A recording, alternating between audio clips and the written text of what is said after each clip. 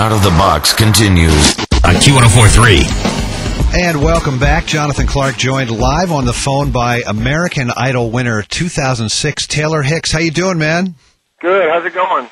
Pretty good. Thanks so much for calling into the show tonight. Let's not forget to mention you are playing at the Nikon at Jones Beach Theater tonight with Earth, Wind, and Fire. And, man, those guys put on a great show, huh? I'm pretty excited about it, yeah. I've been listening to their music for a long time, and, they have timeless music. So I'm very excited to play with those guys. It's a show that in some respects, almost makes sense for you because, rock and roll is great because when you're good like you are, Taylor, and when I listen to your album, your greatest influences come out like rock and roll, soul, obviously, blues and R&B, and you take all those influences that have affected you growing up, playing in bars and clubs, and you really come out at the other end with your own sound. Yeah, I've been striving for that as a working musician for about a decade now, and having that opportunity and being able to put together a good album that reflects that is definitely a step in a positive way.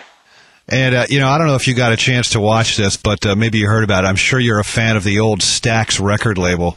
And there was this great documentary on the Stax story on PBS recently. I don't know if you got a chance to see that, but, great stuff with like Otis Redding and Isaac Hayes. And, obviously a lot of that comes out in your music. Yeah, it's, a lot of that music is in me. And, it's funny, listening to that music and watching it are two totally different things. Watching Otis Redding perform "Try a Little Tenderness" is one thing, and listening to it's another. I mean, the way that those guys performed that music was amazing. Well, you grew up in Birmingham, Alabama, and Ray Charles an obvious influence on you. And I read or heard somewhere you used to actually carry a Ray Charles statue with you. The actual doll that I have now is the actual doll that was given to Ray Charles. Oh, really? So, I've got it. I keep it with me. It's a really cool little. It's a timeless piece, considering it was the one that they actually gave Ray for a present. So he's a big part of he's a big part of me and how I emote music. So yeah. And before Idol, like you were saying, you were already a serious artist, playing a lot of clubs around town and across the country, too, and meeting and jamming with some of our favorites here on Q1043, like our local favorite boy, Robert Randolph, and Jackson Browne, Tom Petty. I read you actually did a gig with James Brown, too. I opened up for James Brown in Montgomery, Alabama. Oh, my God. Talk about that. It was amazing. It's funny. Well, he pulled up in this older limo, and when I mean older, I mean maybe an 83. Oh, awesome! It was white, and he got out, and I just remember his grill. He had his teeth were as white as that limo that he got out of, and he was a sharp guy, and I learned a lot from just watching him because he taught me less is more. He danced one time during the whole show, but that one time that he danced, it meant a lot, and it made up for a lot. So I learned a lot from him. That was a good gig. And beauty and simplicity, right? It is. It really is. Yes. Well, so almost 2 years has come and gone since you auditioned for American Idol, won the thing, and released your self-titled Arista debut. Does it get any less surreal over time? I mean, the sequence of events that turned your world upside down pretty much?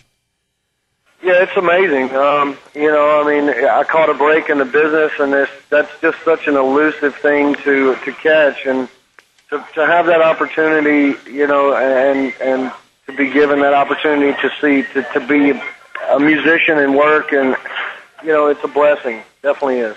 Well, your album's produced by Matt Serletic, who has worked with everyone, including Santana, Rob Thomas, Matchbox 20, all these great songs on here. Why don't you pick one for me to play right now and tell me what the song means to you? Well, you pick it. The Right Place is a cool blues tune that was sent to me that was kind of sped up. Matt and I arranged it, and, it's kind of like an homage to Ray Charles. I think that song was actually going to go to Ray before he passed away. And that's right. I read that. Yeah. Yeah, it's a really cool tune, and it's got a great vibe. So it's called The Right Place. Out of the box on Q1043. Jonathan Clarke with Taylor live on the phone right now. So this album's been out for, I guess, a little under a year now. You've been all around the world promoting it and touring. Talk about, maybe some of the things that have happened to you that, still make you say to yourself, wow, I can't believe I just did that, or met that certain person, or jammed with that certain artist.